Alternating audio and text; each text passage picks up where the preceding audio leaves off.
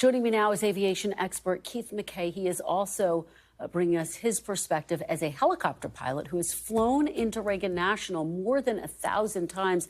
Thank you so much for joining us. We really appreciate it. Well, thank you very much for having me.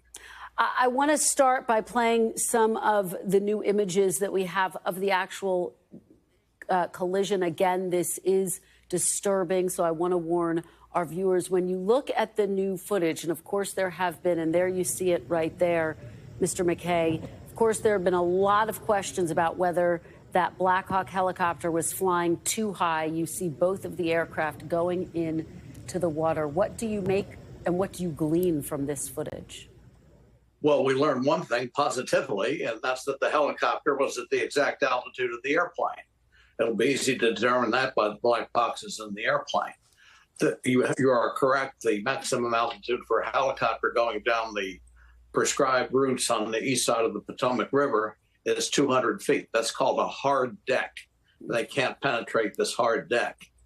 We know that the airplane was probably in the 400-foot range. We've heard now that the helicopter was tracked being over the 200-foot method. And we also have learned that the helicopter is very likely about a half a mile out of position. So these things will all be investigated. Now, the controller that was allowed to leave before his shift had expired was working both only helicopters, and the replacement worked helicopters and airplanes. However, I don't see any evidence to indicate that the controller that replaced him was working the accident airplane. We think that the controller that was working the helicopter was different from the airplane controller. We don't think that the airplane pilot was able to hear the transmissions to the helicopter, but that remains to be seen, and it will be found out in the investigation. So just to be clear and to put a fine point on it, do you have concerns when you hear that the one person left early? Could that have contributed to this horrific incident? Well, we can make the argument that if they were there, they would have been on the radio and talked to the helicopter and airplane at the same time. But actually, we had the supervisor give him permission to leave, and I'm sure that he didn't think that anything dangerous was going on, but the manning of the tower was any worse than it normally was. We know that the tower there is normally understaffed. They're always short of people. So that's always, with most ATC facilities, a problem, just having enough qualified people to do the job all the time. But I don't think we can blame that.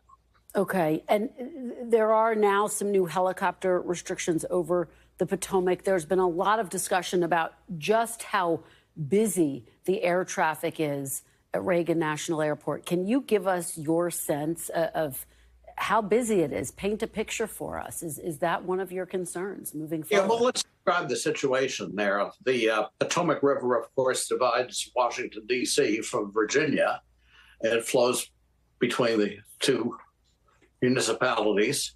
The Washington National Airport, the Reagan Airport, is on the west side of the river, and the city on the east side. The capital is probably less than 2 miles from the river. So everything is for very close proximity. If you're going up the Potomac River north past the airport, the first thing you'll see on the left side is a Pentagon. So everything there is really tied together tightly. The area is noise sensitive. So as pilots, we have to generally reduce our engine power after taking off for a period of time to keep the noise footprints down.